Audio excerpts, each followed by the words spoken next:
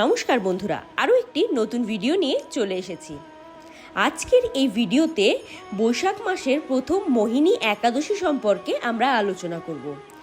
এই একাদশী কবে পড়েছে এবং কখন থেকে শুরু হচ্ছে এই একাদশী ব্রত এবং কখন শেষ হবে এবং তার পেছনে থাকা তাৎপর্য, এই সমস্ত কিছু সম্পর্কে কিন্তু আলোচনা করব।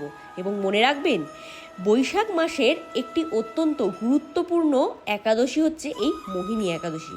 তাই এই ভিডিওটি পুরোটি দেখতে কিন্তু একদম মিস করবেন না। তো চলুন আর বেশি দেরি না করে ভিডিওটি শুরু করা যাক। এই ধরনের আরও অনেক ভিডিও পেতে চ্যানেলটি সাবস্ক্রাইব করে বেল আইকনটি প্রেস করে পাশে থাকবেন প্লিজ। হিন্দু ক্যালেন্ডার অনুসারে বৈশাখ মাসের শুক্লপক্ষের একাদশী তিথিতে মোহিনী একাদশী পালন করা হয়। প্রতি মাসে দুটি একাদশী তিথি থাকলেও একটি শুক্লপক্ষে এবং একটি কৃষ্ণপক্ষে, তবুও মোহিনী একাদশীর কিন্তু একটি বিশেষ তাৎপর্য রয়েছে। 2026 সালের 27শে এপ্রিল এই ব্রতটি পালিত হবে।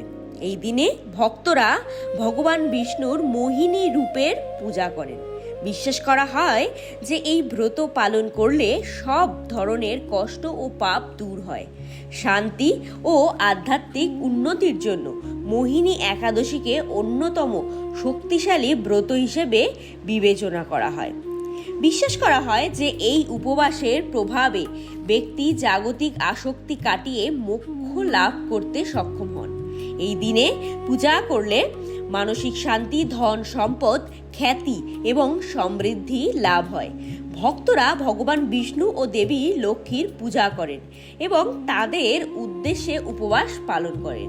এও বিশ্বাস করা হয় যে এর ফলে অনিচ্ছাকৃত পাপও ধুয়ে যায় এবং ভগবান বিষ্ণুর আশীর্বাদ লাভ হয়। এই বছর 2026 সালের 26শে এপ্রিল একাদশী তিথি সন্ধ্যা 6:08 শুরু হচ্ছে, যা 27শে এপ্রিল সন্ধ্যা 6:17 শেষ হবে। তাই উদয়া তিথি মেনে 27শে এপ্রিলই এই একাদশী তিথি পালিত হবে। পুরাণ অনুসারে একাদশী হরিবাসর নামে পরিচিত, যা ভগবান বিষ্ণুর উদ্দেশ্যে উৎসর্গিত একটি দিন।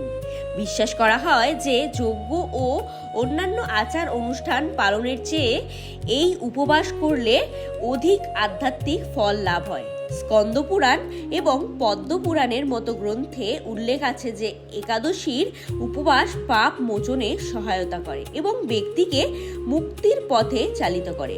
একাদশী তিথিতে ব্রহ্ম মুহূর্তে খুব ভোরে ঘুম থেকে উঠে স্নান করে হলুদ রঙের বস্ত্র পরিধান করুন, ভগবান বিষ্ণুর পূজা করুন এবং ওম নমঃ ভগবতে বাসুদেবায় মন্ত্রটি জপ করুন।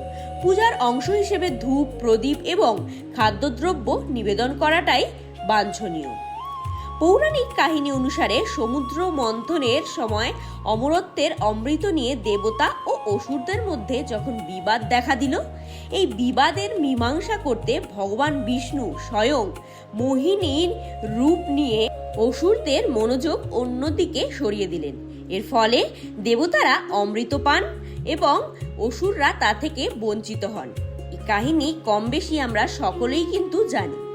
বিশ্বাস করা হয় যে এই ঘটনাটি বৈশাখ মাসের শুক্লপক্ষের একাদশীতে ঘটেছিল, যে কারণে এই দিনটি মোহিনী একাদশী নামে পালিত হয়। এই মোহিনী একাদশীর সঙ্গে আরেকটি কাহিনী কিন্তু জড়িত, যা ভস্মাসুর এবং বিষ্ণুর মোহিনীর রূপের সাথে জড়িত। ভস্মাসুর নামে এক অসুর শিবের কাছ থেকে এমন এক বর পেলেন যার দরুন তিনি যার মাথায় হাত রাখবে সেই পুড়ে ছাই হয়ে যাবে। এই শক্তি পেয়ে সে স্বয়ং শিবকেই আক্রমণ করতে চাইল। বিপদে পড়া শিবকে রক্ষা করতে তখন ভগবান বিষ্ণু আবার মোহিনী রূপ ধারণ করলেন এবং মোহিনীর সৌন্দর্যে বিমোহিত ভস্মাসুর তার সঙ্গে নৃত্য করতে লাগলো, যে নৃত্যের ছলে মোহিনী তাকে নিজের মাথাতেই হাত রাখতে বাধ্য করলেন আর ভস্মাসুর নিজের ভস্যেই ভস্য হয়ে গেলেন। এই দুই কাহিনীই কিন্তু প্রমাণ করে যে জ্ঞান, বুদ্ধি ও ঐশ্বরিক কৌশল সব সময় অন্ধকার ও অহংকারকে পরাজিত করে। তবে পুরাণে আরও একটি গুরুত্বপূর্ণ কাহিনী রয়েছে, যে অনুযায়ী সরস্বতী নদীর তীরে ভদ্রাবতী নগরে রাজা ধৃতিমান রাজত্ব করতেন। তার পঞ্চম পুত্র ধৃষ্টবুদ্ধি ছিলেন অত্যন্ত পাপী, জুয়া খেলা, মদ্যপান ও অনাচারে জীবন কাটাতেন। বাবা তাকে রাজ্য থেকে বহিষ্কার করলেন।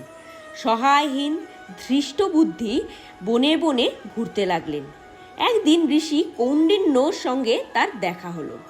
ঋষি তাকে বৈশাখ শুক্লা একাদশী অর্থাৎ মোহিনী একাদশী পালন করতে বললেন। ধৃষ্টবুদ্ধি পূর্ণ ভক্তি ভরে ব্রত পালন করলেন। এর ফলে তার সমস্ত পাপ ধুয়ে মুছে গেল এবং বিষ্ণুর গরুর বাহনে চড়ে তিনি বৈকুণ্ঠে গেলেন। এই কাহিনী আমাদের শেখায়, যত বড় পাপই হোক না কেন, সত্যিকারের অনুশোচনা ও ভক্তিসহ ব্রত পালনে মুক্তি সম্ভব। তো বন্ধুরা, আজকের এই ভিডিওটি আমরা এখানেই শেষ করলাম। দেখা হচ্ছে একটি নতুন ভিডিও নিয়ে। Till then, tata, take care of yourself and your mom dad. জয় শ্রীকৃষ্ণ, রাধে রাধে।